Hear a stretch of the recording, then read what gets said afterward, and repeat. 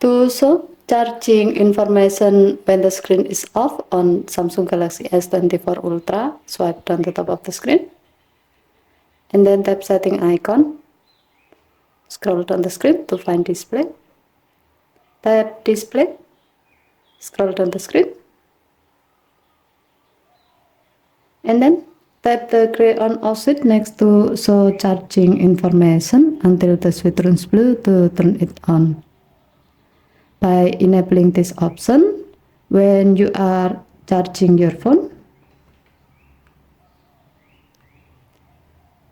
and the screen is off, with always on display is off or not shown like this, as you can see in the screen, your phone will display battery level and estimated time needed until your battery is fully charged. Okay, thank you for watching. Have a nice day.